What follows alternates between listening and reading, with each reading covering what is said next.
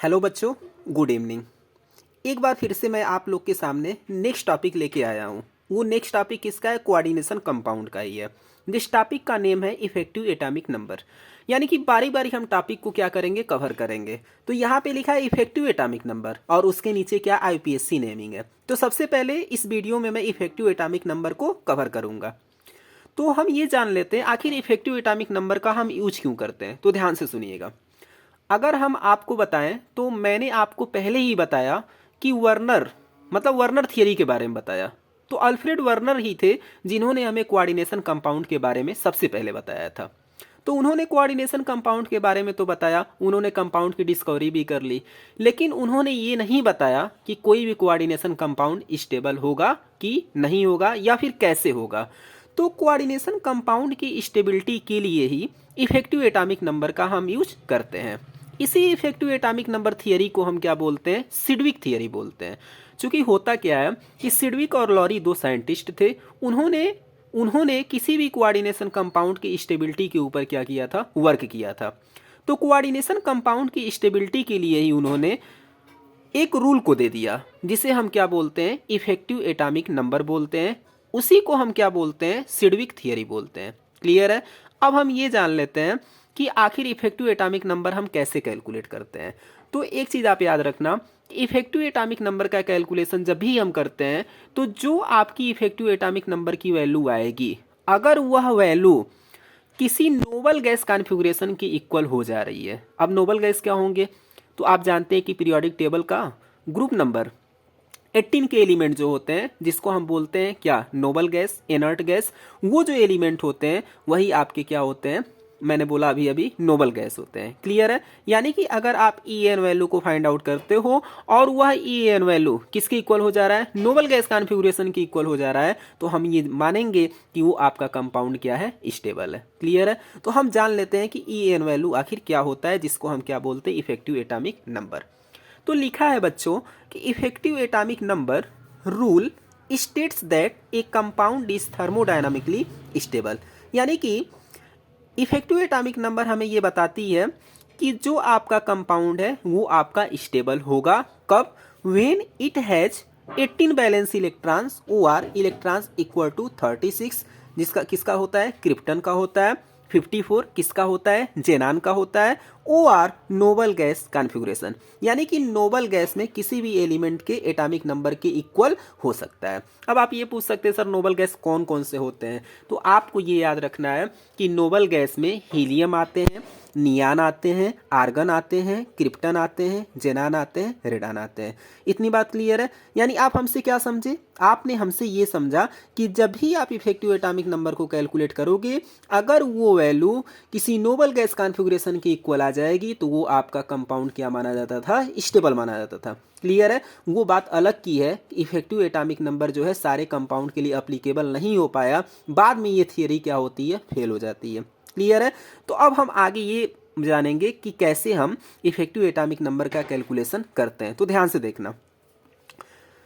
पहला फार्मूला है कि effective atomic number is equal to number of electrons present in central metal atom or ion plus number of electrons donated by the ligand. क्या लिखा है? एक बार और पढ़ देता हूं। Number of electrons present in CM में ओ आर आयन, यानी कि सेंट्रल मेटल एटम के पास कितने नंबर ऑफ इलेक्ट्रॉन हैं, plus number of electron donated by the ligand, यानी कि कोई भी लिगेंड कितने इलेक्ट्रॉन को किसी सेंट्रल मेटल एटम को डोनेट कर रहा है। इतनी बात क्लियर है? आपको थोड़ा सा भी नहीं घबराना है। ई एन वैल्यू को फाइंड आउट करने के लिए हम उससे भी इजी फार्मूला आपके सामने लेके आए हैं। अब वो फार्मूला क्या है बच्चों? ध्यान से देखना। वो फार्मूला है atomic number minus oxidation number plus 2 into coordination number. ये आपको याद रखना है। क्या याद रखना है? कि ई एन वैल्यू को फाइंड आउट करने के लिए फार्मूला होता है atomic number minus oxidation number plus 2 into coordination number. Clear है? अब मैं इस फार्मूले को अप्लाई करना सिखाऊंगा कि कैसे किसी कोऑर्डिनेशन कंपाउंड में आप इस फार्मूले को अप्लाई करोगे। तो ध्यान से देखना। मान लेते हैं कि ये आपके पास कोई कंपाउंड है FeCO5। क्लियर है? अभी हमने आपको नेमिंग करना तो सिखाया नहीं है, तो मैं इसका नेम अभी आपको नहीं बता रहा हूँ। क्लियर है? तो अब देखो कैसे निकालते हैं। सबसे पहले क्या लिखा है? EAN।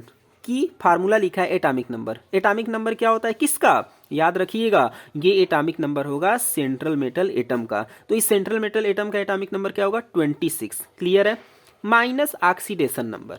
अब आप याद करो कि ऑक्सीडेशन नंबर आप कैसे फाइंड आउट करते थे।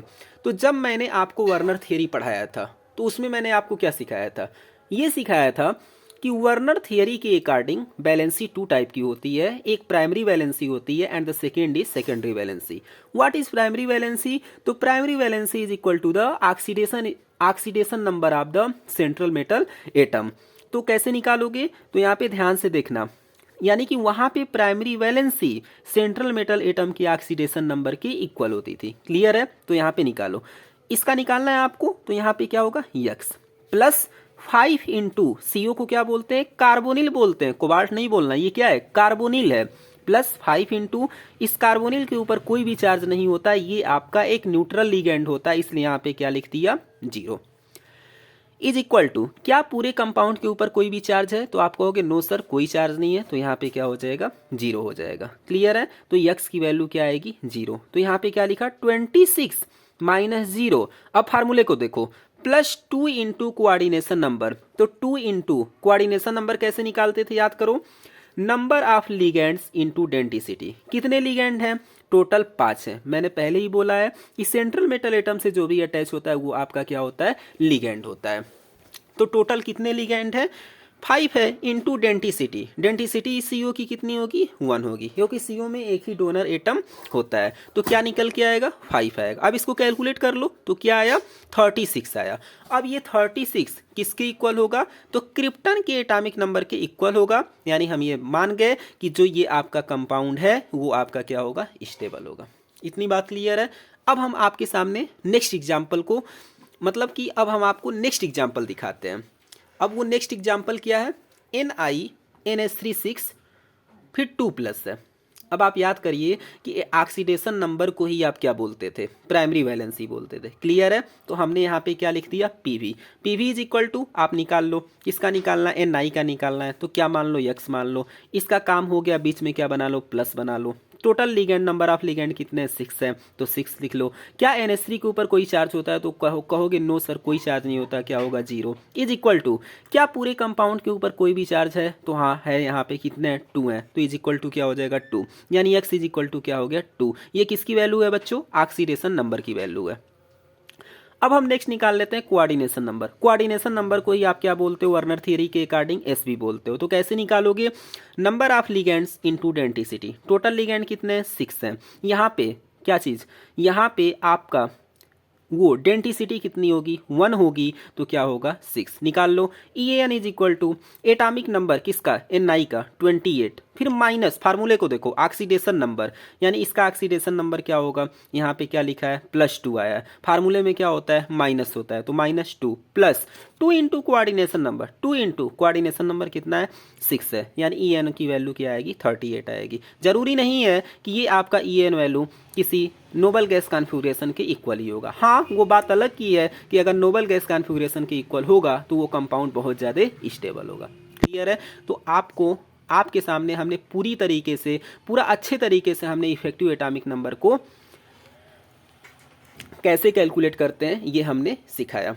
अब हम आपसे ये रिक्वेस्ट करते हैं कि आप ज़्यादा से ज़्यादा चैनल को शेयर करें और ज़्यादा से ज़्यादा वीडियो को लाइक करें और ज़्यादा से ज़्यादा चैनल को सब्सक्राइब करें। बस आज के लिए इतना। अब हम आपसे मिलते हैं IPSC नेमिंग को लेके नेक्स्ट लेक्चर में।